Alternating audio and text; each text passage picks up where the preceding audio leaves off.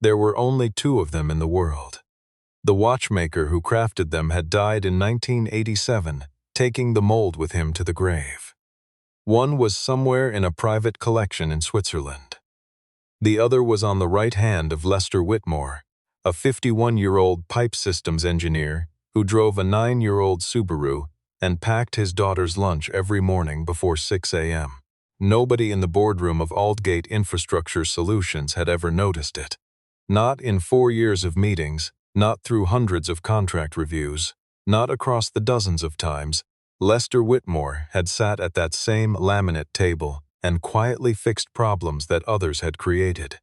The watch on the wall read 8:47 a.m. when everything changed, and the person who changed it was 8 years old, wearing a green raincoat, and asking if anyone had seen her dad. Lester Whitmore had lived in Oakdale, just east of Ottawa, for 11 years. He'd moved there with his wife, Patricia, when she was still healthy enough to complain about the commute. She'd said it was too far from everything. He'd told her the yard was worth it. She'd laughed and said he'd better keep that yard looking perfect then, because she wasn't doing it. She'd died 3 years later from a blood clot that the doctors described as sudden and unpredictable, which Lester had found to be a deeply inadequate set of words for something that had rearranged every remaining day of his life. Their daughter, Maeve, had been 5 years old when Patricia died. She did not remember the hospital. She remembered, instead, the weeks after, the relatives who filled the house and then left, the way her father stopped sleeping through the night, the way he would sometimes stand in the kitchen at 2 a.m., holding a glass of water and not drinking it. She'd told him this years later, and he'd looked surprised because he hadn't known she'd seen. That was Maeve. She saw things. Lester had raised her the way he did everything, methodically, quietly, without complaint. He made her breakfast every morning, scrambled eggs on Mondays and Thursdays, oatmeal with blueberries the other days. He drove her to school himself when the roads were clear, and arranged the carpool with their neighbor, Phyllis Adawale. For the days he had early meetings, he attended every school event. He never missed a parent-teacher conference. He coached her soccer team for 2 seasons, badly, and he would admit that himself if you asked him. He was not a man who talked about himself.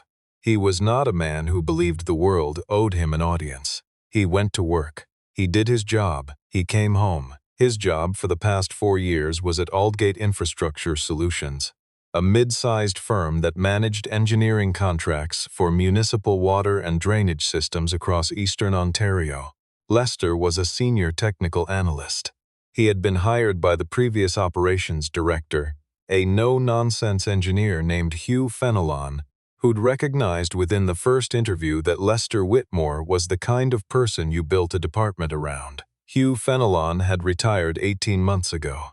The day after his retirement party, the firm announced that the new chief operations officer would be Margot Delacroix-Fenn. Margot Delacroix-Fenn had an MBA from McGill, a decade of consulting experience, and an ability to fill a room that Lester found vaguely exhausting to witness. She was 44, polished, and relentlessly strategic. She had walked into Aldgate like she was walking onto a stage she'd already rehearsed. And within 3 months she had reorganized the department structure, renamed 2 divisions, and begun quietly pushing the older technical staff toward early retirement packages. Lester was not old, but he was not young in the way Margot seemed to value youth. Not networked, not branded, not interested in the retreats and the keynote speakers and the team-building afternoons she scheduled on Friday afternoons. He showed up. He worked. He caught a critical miscalculation in a drainage proposal that would have cost the city of Brockville $400,000 in rework, and wrote a 2-page memo about it that Margot acknowledged in a meeting by saying, "Great catch, Leslie." His name was Lester. He didn't correct her. The watch had belonged to Patricia's father, Edmund. It was a Rondo Perpetuelle, custom commissioned in 1983, one of a pair Edmund had ordered for himself and his brother, both of whom had spent their careers on the Great Lakes as merchant marine officers. Edmund's brother had moved to Portugal in the 90s, and when he died, left instructions that his watch be donated to a maritime museum in Lisbon. Edmund had left his to Patricia. Patricia had left it, along with a handwritten note that the hospice nurse had found tucked inside her pillowcase, to Lester. The note said, "You were always steadier than me. Wear this and let it remind you to stay." He wore it every day. He touched it before he left the house each morning, not as superstition, but as something more like acknowledgement. He was still here. He was still steady. He was still the person she'd believed he was. Maeve had asked him about it once, in the car on a Tuesday in October. She'd been looking out the passenger window and then turned and said, "Dad, why do you always hold your watch before you get out?" He'd thought about that for a moment before answering. "Because your Grandpa Edmund wore it his whole life," he said, "and it helps me remember that I come from people who didn't give up." She'd nodded like that made complete sense and gone back to looking out the window. That was also Maeve. She accepted things. The Wednesday that changed everything began the way most Wednesdays did. Lester made oatmeal. He signed Maeve's permission slip for a science field trip. He drove her to school, confirmed with Phyllis that she would pick Maeve up at 3:15 and arrived at Aldgate by 8:20. What he did not know, could not have known, because Phyllis did not call until it was already too late to prevent it, was that Phyllis had slipped on her front steps that morning and broken her wrist, and had spent the next 6 hours at the Queensway Carlton Emergency Department, and had not, in the confusion and the pain and the forms that needed to be filled out, thought to call Lester until 2 p.m. What Lester also did not know was that his phone had died at 11 a.m. because he'd forgotten to charge it the night before, and his desk charger was borrowed by a colleague who had not returned it. What Maeve did not know, standing outside St. Augustine Elementary at 3:25 p.m., in her green raincoat with her backpack shaped like a frog, watching every other child leave with their parents or get onto a bus, was that the adults who were supposed to have a plan had failed to coordinate one. She knew, however, where her father worked. She had been there twice. Once for a bring your kid to work day in April, and once when she'd needed to drop off the lunch he'd forgotten. She knew the address because she had, in the manner of certain 8-year-olds, memorized things that seemed important to her. She knew it was on Maryvale Road. She knew it took about 20 minutes to walk. She asked Mrs. Dorinda Sabo, the front office administrator who was still at the school that afternoon, whether she could call her dad. Mrs. Sabo tried the number twice. Disconnected. She tried the home phone. No answer. She asked Maeve if there was anyone else, and Maeve said Phyllis, and the number she had for Phyllis rang 8 times and went to voicemail. Mrs. Sabo went to speak to the vice principal.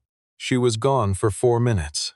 When she came back, Maeve was not in the office. She was already a block and a half north on Maryvale Road, walking with purpose.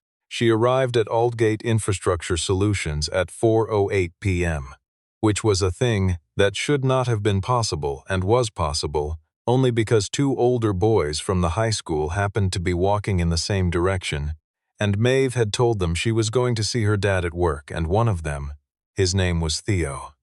She remembered afterward, had said he knew where that building was, and had walked her to the door. The lobby of Aldgate was glass and pale gray stone. There was a security desk. The man behind it was named, according to his badge, R. Hutchings, and he was on a phone call when Maeve pushed through the revolving door. She stood at the desk and waited. R. Hutchings held up one finger without looking at her. She looked around. Through a set of glass doors to her left, she could see a conference room with a long table and people sitting around it. She could see, at the far end of that table, a woman with dark hair who was standing and speaking, and she could see something else, a detail that her 8-year-old brain filed and cross-referenced with something in her memory with a speed that would have impressed Edmund had he been alive to witness it. R. Hutchings finished his call. "Can I help you? I'm looking for my dad," Maeve said. "Lester Whitmore. He works here, and you are." Maeve Whitmore, his daughter. Our Hutchings picked up the desk phone and dialed an extension. It rang. He frowned, dialed another. It rang again. His phone might be dead, Maeve said. It does that sometimes when he forgets. Our Hutchings looked at her for a moment. Okay, give me a minute. He stepped away from the desk to try the internal messaging system. The gap was approximately 90 seconds. Maeve was through the glass doors and into the conference room in the first 30. 12 people were sitting around the table. Margot Delacroix was standing at the presentation screen, mid-sentence about Q3 infrastructure projections, when the door opened. The room went quiet in the specific way. Rooms go quiet when something unexpected enters them. Not panic, but the collective suspension of ordinary business. Maeve stood in the doorway in her green raincoat with her frog backpack and looked at each face around the table with the methodical efficiency of someone checking names on a list. Then she looked at Margot Delacroix, and she stopped. "Ma'am," she said. Her voice was very clear. "That watch on your wrist. My grandpa Edmund had one exactly like it." The room did not move. Margot Delacroix did not move. The watch she was wearing was a Rondo Perpetuel, silver case, black dial, distinctive twin crown design on the right side. There were, as far as anyone living could confirm, only 2 of them in existence.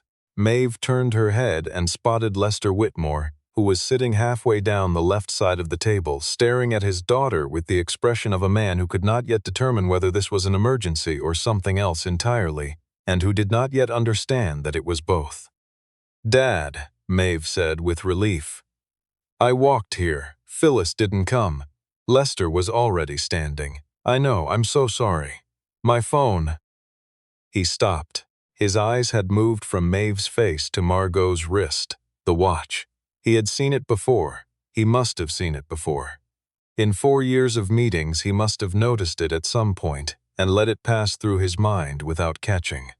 But Maeve had said Edmund's name, and now Lester was looking at a silver case, a black dial, twin crowns on the right side, a distinctive hairline scratch across the 7 on the face, a scratch he knew because he had run his thumb across its twin 10,000 times. His watch was on his wrist. He looked at it. Then he looked at hers. They were from the same pair. They had to be. There was no other explanation. The room remained very still. Margot Delacroix said, in a voice that was carefully controlled but had lost something. "Some quality of authority, some weight. Perhaps we should take a short break." Nobody moved toward the door.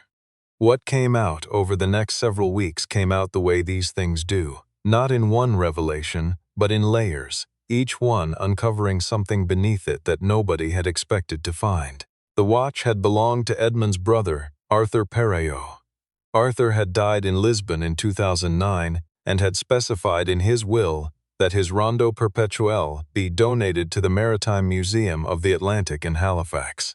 The museum had accepted it, recorded it in their collection, and then 3 years later had sold it, quietly, in a private transaction that the museum's board later claimed was authorized and which 3 board members later claimed they had never voted on, to a private buyer. The private buyer's name, after enough paperwork was dug through, was a holding company. The holding company, after more paperwork, traced back to a trust. The trust, after considerably more paperwork and the involvement of a forensic accountant named Portia Glendale, who had, in her words, seen this specific structure before and found it tedious rather than surprising, connected to Delacroix Consulting Group, a firm that Margot had operated for 6 years before joining Aldgate. The watch, it turned out, was the least of what Margot had moved without authorization. Aldgate's previous ownership structure had included a minority stake, 8%, that had been allocated to a technical partnership fund originally established by Hugh Fenelon that was supposed to distribute shares to senior technical employees based on project performance. Lester Whitmore had been formally nominated for a stake in that fund 2 years earlier by Hugh Fenelon, 3 months before Fenelon retired. The nomination paperwork had been filed. It had been received. It had then apparently been redirected. Portia Glendale found the redirection in the 2nd week of her engagement. The shares had been rolled into a restructured entity during Margos's first year as COO. The restructuring had been presented to the board as a routine consolidation. 3 board members said they had approved it. 2 said they had approved something, but not that. 1 said they had been sick that day and had not attended. It was not clean. It was not sophisticated in the end. It was the kind of thing that survives, not because it is well hidden, but because nobody looks. Portia Glendale looked. Lester Whitmore did not pursue the matter publicly. He gave his statement to the board's legal counsel, answered the questions of the external auditors, and provided Portia Glendale with every document she requested, organized, dated, clearly labeled. He did not hold press conferences. He did not post anything. He took Maeve to her soccer game on Saturday morning, and he coached from the sideline in the same gray rain jacket he wore every weekend. And when another parent asked him how things were going at work, he said, honestly, that it had been a complicated couple of weeks. Margot Delacroix-Fenn was placed on administrative leave while the board's investigation was ongoing. She did not return. The watch was surrendered as part of a broader legal settlement that the parties agreed to describe publicly as resolved to all parties' satisfaction, which was not exactly true but was approximately true enough that no one pushed further. Arthur Perriot's Rondo Perpetuel was returned to the Maritime Museum of the Atlantic in Halifax, where it was logged back into the permanent collection and placed in a display case adjacent to a navigation exhibit on Great Lakes shipping routes. The legal counsel who reviewed the Technical Partnership Fund concluded that Lester Whitmore's nomination had been valid, and that the shares he had been nominated for had been improperly excluded from his allocation during the restructuring. The firm's new interim COO, a careful, deliberate man named Gordon Ashby, who had been operations director at a comparable firm in Kingston, and who, in Lester's view, actually read documents before signing them, facilitated the correction. It was not the entire equity position Lester might have received had things proceeded as they should have, but it was something, and it was his, and it had been returned to him through a process that was documented and traceable, and would not dissolve if someone looked. He called Hugh Fenelon when it was finalized. Fenelon was at his cottage near Sharbot Lake and said he was glad, and that he'd always known Lester was owed that, and that he was sorry it had appreciated that. Lester said he appreciated that. Then he asked how the fishing was. They talked for 20 minutes about fish. Maeve, for her part, did not entirely understand what had happened. She understood that her comment about the watch had been important, that it had set something in motion. She understood that it had something to do with her grandmother, Patricia's father Edmund, and with a man she had never met, who had lived in Portugal and loved the sea. She understood that her father had been treated unfairly at work, and that something was now being made fairer. She asked Lester one evening in December, while he was washing dishes and she was at the kitchen table doing homework, whether he was angry at the lady with the watch. He dried his hands on a dish towel and thought about it properly before answering. "I was, a little," he said. "Not as much as you might think. She made choices I wouldn't have made. But I'm more interested in what comes next than in staying angry about what already happened." "Because Grandpa Edmund's watch says to stay," Maeve said. He looked at her across the kitchen. "Yeah," he said, "something like that." She went back to her homework. He went back to the dishes. Outside, the first real snow of the season was coming down across Oakdale, soft and without hurry, covering the yard that Patricia had told him better look perfect. It looked perfect. It always had.